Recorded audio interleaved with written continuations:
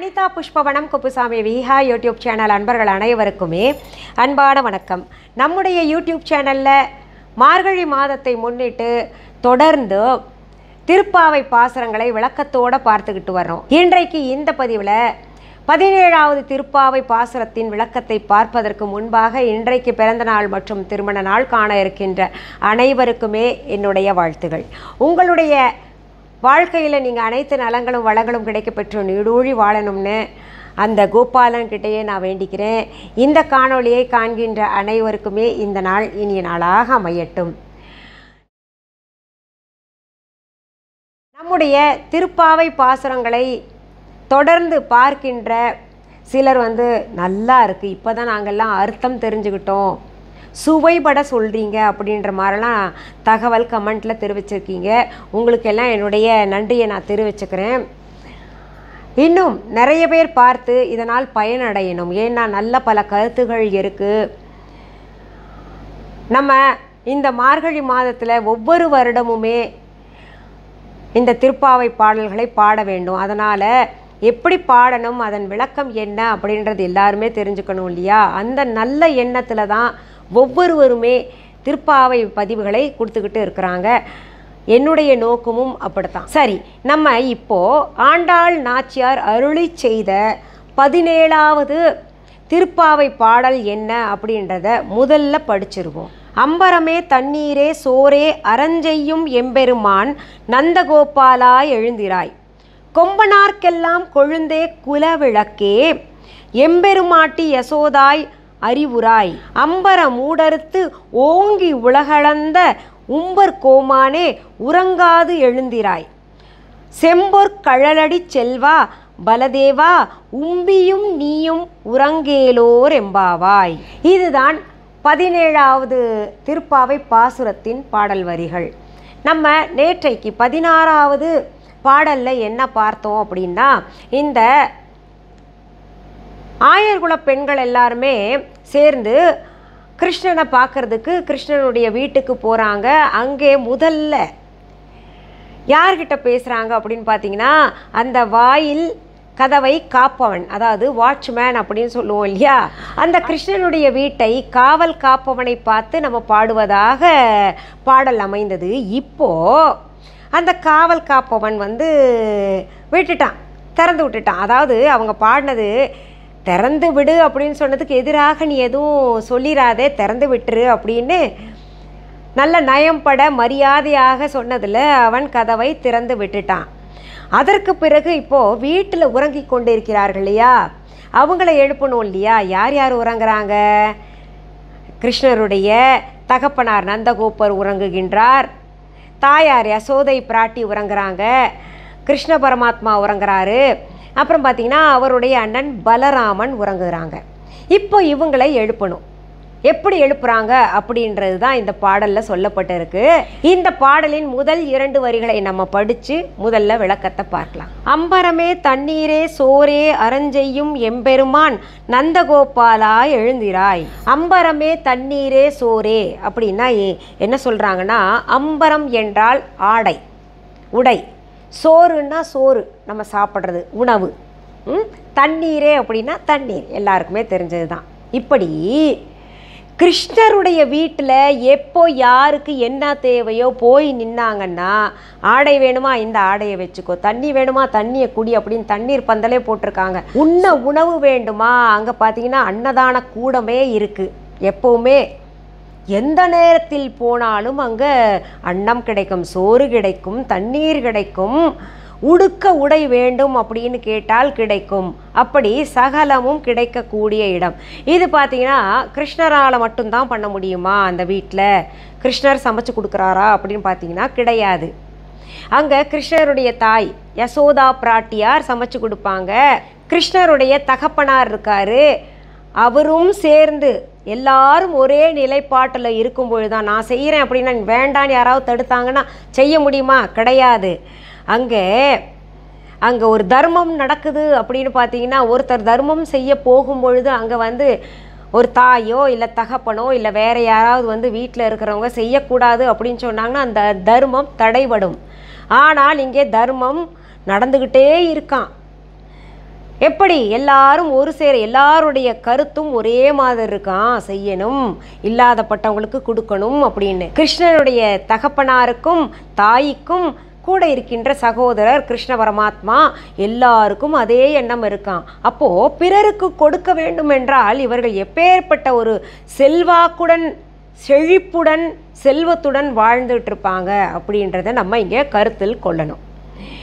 இப்போ இப்படி எல்லாருக்கும் வாரி வாரி வழங்கக்கூடிய எம்பெருமானே அப்படின்னு இங்கே யார் யாரை குறிப்பிடுறாங்க அப்படின்னு பார்த்தீங்கன்னா, கிருஷ்ணனுடைய தகப்பனாரை குறிப்பிடுகிறார்கள்.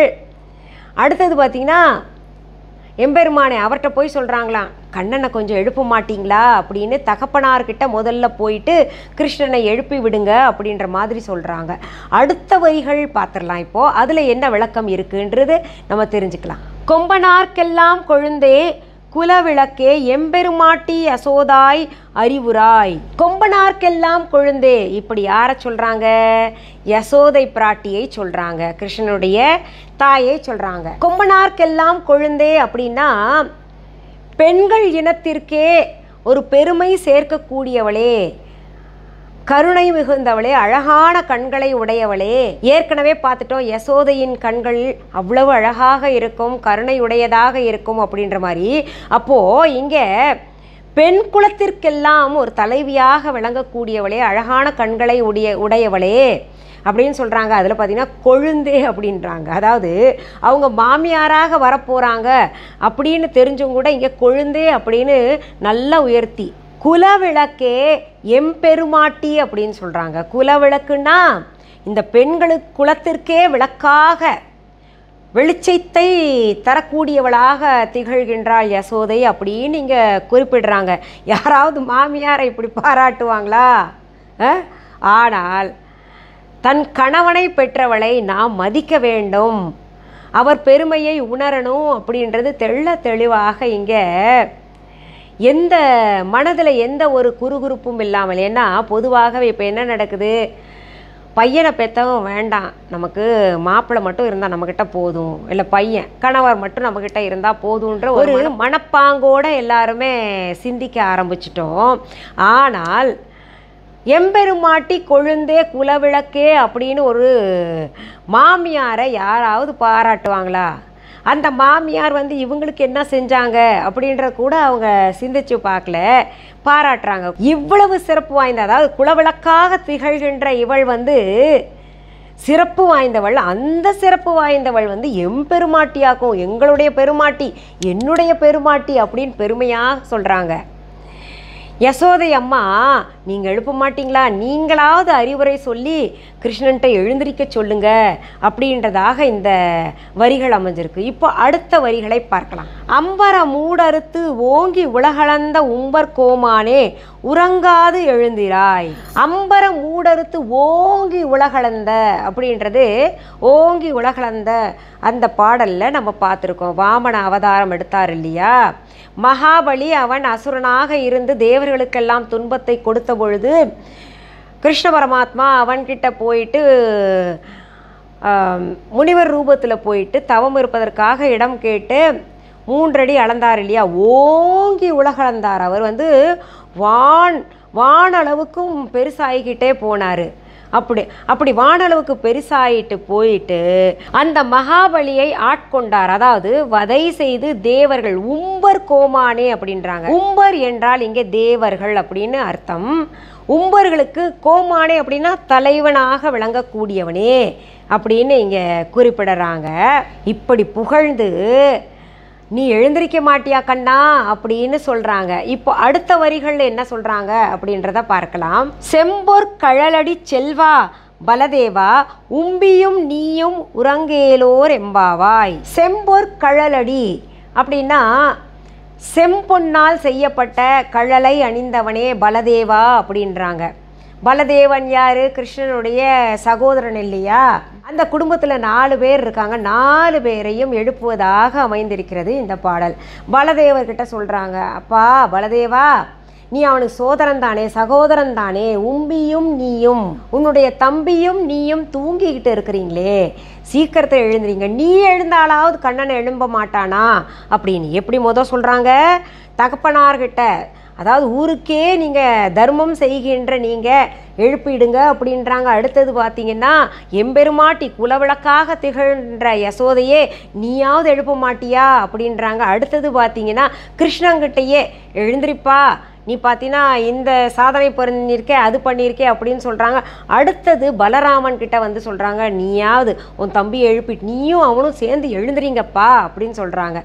இதில் இந்த 4 பேரில் யாராவது ஒரு எழுத்து, இவங்க 4 பேரும் பார்த்தீங்கன்னா பக்கத்தில் கட்டி தழுவி படுத்திருப்பாங்க.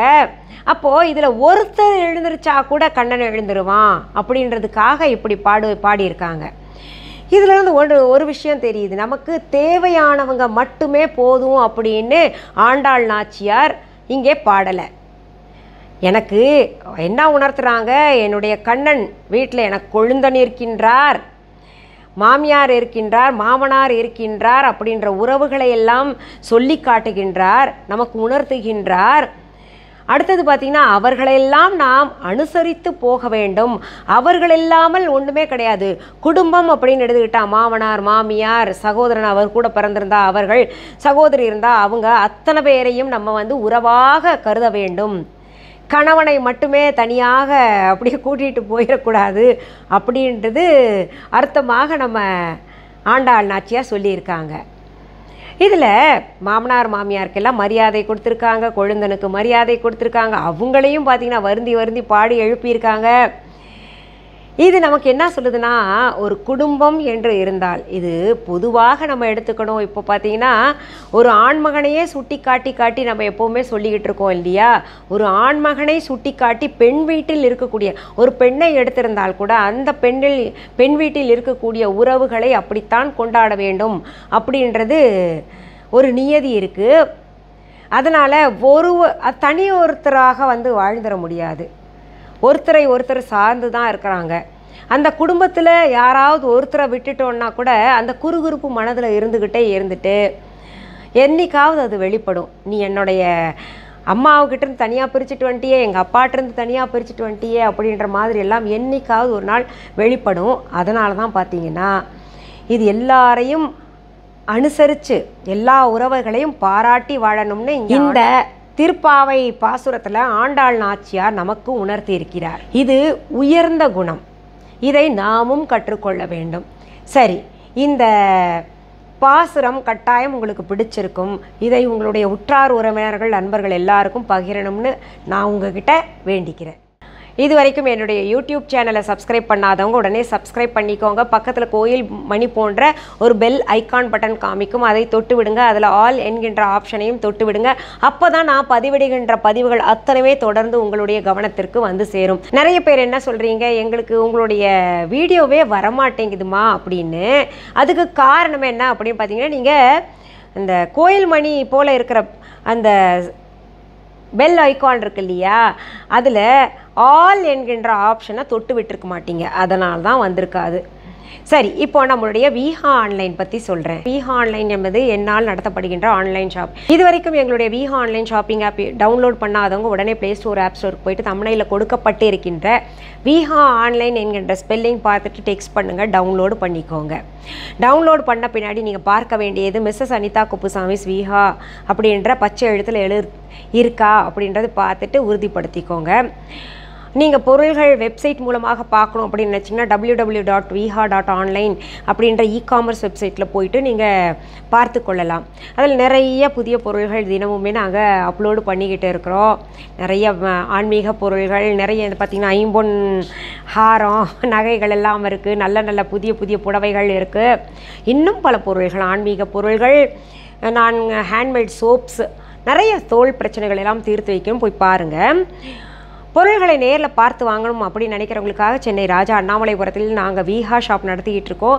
அதற்கான ஃபோன் நம்பர், அட்ரஸ் எல்லாமே இந்த டிஸ்கிரிப்ஷன் பாக்ஸில் கொடுத்துருக்கோம். அதை பார்த்து நீங்கள் எங்கள் கடைக்கு பொருள்களை நேரில் பார்த்து வாங்கலாம். அப்படி எங்களுக்கு நீங்கள் அட்ரஸ் எல்லாம் தெரியாதுங்க, சென்னையில் இருக்கிறவங்களுக்கே தெரியாது, நாங்கள் வெளியூர்லேருந்து வரோம், எப்படி தெரியும் அப்படின்னு நினைக்கிறவங்களுக்காக சொல்கிறேன். இந்த அட்ரஸை தூக்கி அப்படி என்ன பண்ணீங்க, கூகுள் ரூட் மேப்பில் போயிட்டு அட்ரஸை டெக்ஸ்ட் பண்ணுங்கள். கூகுள் ரூட் மேப் எங்களுடைய வீஹா கடைக்கு உங்களுக்கு அழகாக கைடு பண்ணி கொண்டு வந்து விட்டுரும். இன்னொன்று சொல்லிக்கிறேங்க, எங்களுடைய வீஹா கடைக்கான கிளைகள் வேறு எங்கேயுமே கிடையாது. உங்கள் ஊரில் அல்லது உங்கள் நாட்டில் வீஹா என்கின்ற பெயர் தாங்கி கொண்டு போர்டு இருந்துச்சுன்னா அது என்னோடது நினச்சி போயிடாதீங்க. அப்புறம் என்னுடைய பெயர், புகைப்படம், வீடியோ, ஆடியோவை பயன்படுத்திக்கிட்டு அவங்க பொருள் தாங்க எங்கள் கடையில் கொடுத்துக்கிட்டு இருக்கோம். பாருங்கள், இதோ லேபிள் இருக்குது பார்த்தீங்களா, மிஸ்ஸஸ் அனிதா குப்புசாமின்னு அவங்க சொல்கிறாங்களோ ஒவ்வொரு வீடியோ, அந்த லேபிள் இருக்குது பாருங்கள் அப்படின்னு காமிச்சாங்கன்னா அதற்கும் எனக்கும் தொடர்பு கிடையாது. ஏன்னா எங்கள் கிட்டேருந்து வாங்கிட்டு போய் அவங்க எப்படி மாற்றுறாங்க எனக்கு எல்லாம் ஒன்றுமே தெரியாதுங்க. அதனால் நீங்கள் அப்படி ஏமாறாமல் இருக்கணும்னா என்ன பண்ணுங்கள், எங்களுடைய வீஹா ஆன்லைன் ஷாப்பிங் ஆப்பை உங்கள் செல்லுலேயே டவுன்லோடு பண்ணி வச்சுக்கோங்க. அதில் பொருள்கள் வாங்கவும் பார்க்கவும் நீங்கள் செய்யலாம். இன்னொன்று சொல்லிக்கிறேங்க, எங்களுடைய வீஹா ஆன்லைனில் விற்கக்கூடிய பொருள்கள், என்னுடைய பொருள்கள் எதுவுமே வேறு எந்த ஆன்லைன் ஷாப்பிங் ஆப்லேயோ அல்லது வேறு எந்த இ-காமர்ஸ் வெப்சைட்லேயும் கிடைக்காது. அப்படி பெயர் கொண்டு இருந்துச்சுன்னா அதை நம்பாதீங்க. அது எனக்கு தொடர்பில்லாத ஒரு விஷயம். வாங்கிட்டு அப்புறம் அது நல்லா இல்லை, இது நல்லா இல்லை அப்படின்னு என்ன கூப்பிட்டு திட்டாதீங்க. கஸ்டமர் கேரில் கூப்பிட்டு திட்டாதீங்க. சரி, மீண்டும் அடுத்தடுத்த பதிவில் உங்களை எல்லாம் சந்திக்கிற வரை நன்றி, வணக்கம். அன்பான வாடிக்கையாளர்களே, உங்கள் வீஹா ஸ்டோரில் பூஜை பொருட்கள், சிலைகள், ராசிக்கற்கள், வாஸ்து பொருட்கள், விதைகள், பாரம்பரிய அரிசி வகைகள், சிறுதானியங்கள், ஆர்கானிக் பொருட்கள், மூலிகை எண்ணெய், மளிகை பொருட்கள், மரச்செக்கு எண்ணெய், மரப்பொருட்கள், வெள்ளி ஆபரணங்கள், கிஃப்ட் ஆர்டிகல்ஸ், காட்டன் மற்றும் பட்டு புடவைகள், காட்டன் சுடிதார்கள், பட்டு பாவாடை, குழந்தைகளுக்கான விளையாட்டு பொருட்கள், ஹை குவாலிட்டி இமிடேஷன் நகைகள், வீட்டு உபயோக பொருட்கள், ஜூட் பேக்ஸ், ஹேண்ட்மேட் சோப்ஸ், அழகு சாதன பொருட்கள், சிறுதானிய பிஸ்கெட்டுகள், ஹோம் அப்ளையன்சஸ், இன்னும் பற்பல பொருட்கள் விற்பனைக்குள்ளது. வீஹா ப்ராடக்ட்களை நீங்கள் வாங்க விரும்பினால் அது எங்களுடைய viha.online வெப்சைட் மற்றும் சென்னை ராஜா அண்ணாமலைபுரத்தில் உள்ள எங்கள் வீஹா ஸ்டோரில் மட்டுமே கிடைக்கும் என்பதை தெரிவித்துக் கொள்கிறோம். வேறு எந்த ஆன்லைன் வெப்சைட்களிலும் வீஹா ப்ராடக்ட்கள் விற்பனைக்கு கிடையாது என்பதை நீங்கள் கவனத்தில் கொள்ள வேண்டும். எங்கள் வீஹா ஸ்டோரின் விலாசத்தை கண்டறிய கூகுள் மேப்ஸில் வீஹா ஸ்டோர் என்று டைப் செய்தால் வழியை கண்டறியலாம். www.viha.online வெப்சைட்டிலும் வீஹா ஸ்டோரின் அட்ரஸ் உள்ளது.